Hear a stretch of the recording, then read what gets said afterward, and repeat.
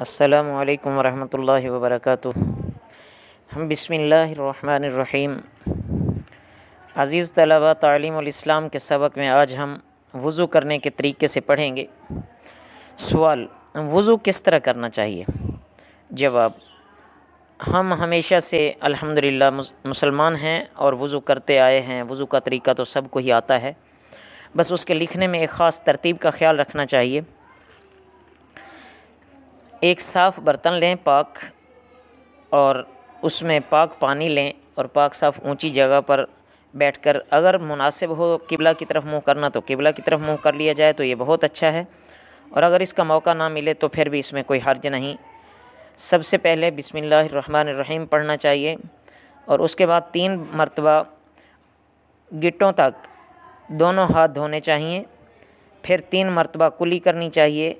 मिसवाक मुयस्सर हो तो मिसवाक कर ली जाए, अगर मिसवाक ना हो तो उंगली से ही दांतों को मल लेना चाहिए। फिर 3 बार नाक में पानी डालकर बाएं हाथ की छोटी उंगली से नाक साफ़ किया जाए। फिर 3 मरतबा मुंह धोना चाहिए। मुंह पर ज़ोर से पानी नहीं मारना चाहिए, बल्कि आहिस्ता आहिस्ता पेशानी पर पानी डाला जाए और पेशानी के बालों से लेकर ठोड़ी के नीचे तक, इधर उधर दोनों कानों की लौ तक मुंह धोना चाहिए। फिर कोहनियों समेत दोनों हाथ धोए जाएं, पहले दायां फिर बायां।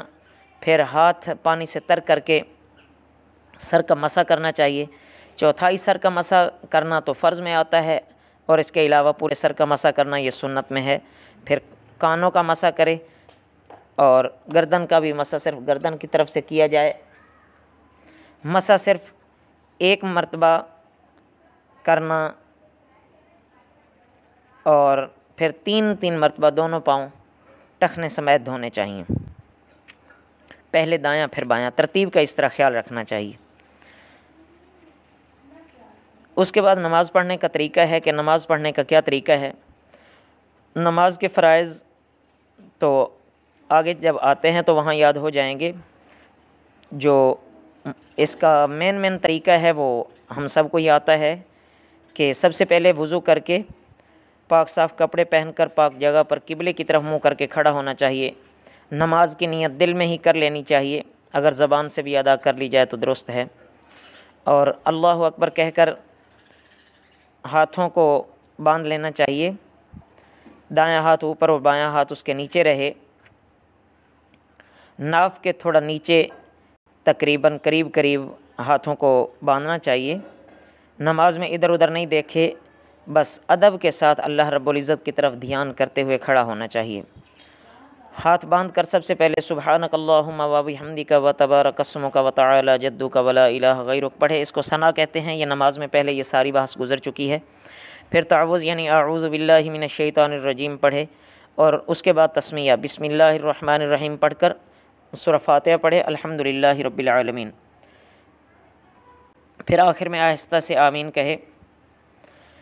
सूरह इखलास या कोई सूरत जो याद हो वो पढ़े। फिर अल्लाहु अकबर कहकर रुकू के लिए चला जाए। रुकू में दोनों हाथों से घुटनों को पकड़े और 3 दफ़ा सुबहान रब्बिल अज़ीम कहे, या 5 दफ़ा यानी ताक अदद में।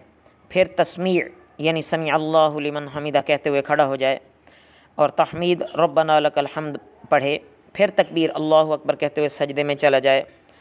पहले दोनों घुटने ज़मीन पर रखे, फिर दोनों हाथ, फिर दोनों हाथों के दरमियान में नाक, फिर पेशानी आखिर में ज़मीन पर रखे। तो सजदे की तस्बीह सुबहान रब्बियल आला 3 या 5 मरतबा पढ़े।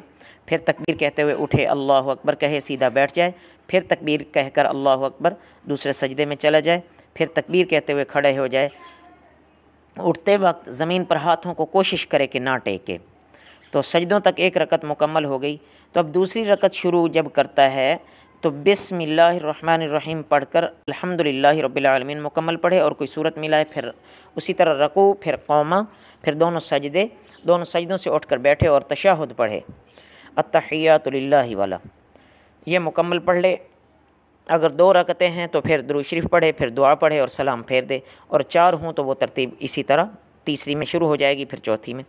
सलाम फेरते वक्त दाएँ तरफ और बाएँ तरफ मुँह मोड़े तो 2 रकत इस तरह मुकम्मल हो गई। सलाम फेरने के बाद जैसे पहले भी ये दुआ गुजर चुकी है कि अल्लाहुम्मा अंतस्सलाम व मिनकस्सलाम तबारकता या ज़ल जलाली वल इकराम पढ़ना चाहिए, और हाथ उठाकर दुआ मांगे।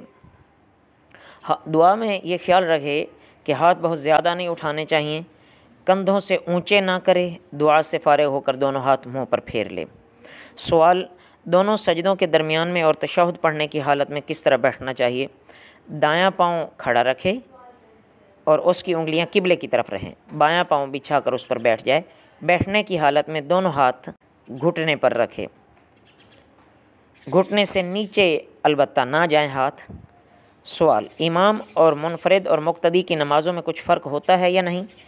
जवाब, हाँ, इमाम और मुनफरिद और मुक्तदी की नमाज़ में थोड़ा सा फ़र्क है। एक तो ये फ़र्क है कि इमाम और मुनफरिद पहली रकअत में सना के बाद अऊज़ु बिल्लाहि मिनश शैतानिर रजीम बिस्मिल्लाहिर रहमानिर रहीम पढ़कर अल्हम्दुलिल्लाहि रब्बिल आलमीन और सूरत पढ़ते हैं, और दूसरी रकअत में बिस्मिल्लाह और अल्हम्दुलिल्लाहि रब्बिल आलमीन और सूरत पढ़ते हैं। मगर मुक्तदी को सिर्फ पहली रकअत में सना पढ़कर दोनों रकतों में चुप करके खड़े रहना चाहिए। एक फ़र्क हो गया। दूसरा फ़र्क ये है कि रुकू से उठते वक्त इमाम और मुनफरिद वो तो समी अल्लाहु लिमन हमिदा कहते हैं, और मुनफरिद जो होता है वो तस्मी यानी समी अल्लाहु लिमन हमिदा के साथ रब्बना लकल हम्द जिसको तहमीद कहते हैं वो भी कह सकता है। मगर मुक्तदी सिर्फ इमाम के पीछे जब होता है तो यहाँ इमाम सिर्फ समी अल्लाहु लिमन हमिदा कहता है और मुक्तदी सिर्फ रब्बना लकल हम्द कहता है। बकिया जो कुछ सवाल रह गए हैं ये इंशाअल्लाह कल के सबक में पढ़ेंगे। आप यहाँ तक अच्छी तरह याद कर लें। वमा अलैना इल्लल बलागुल मुबीन।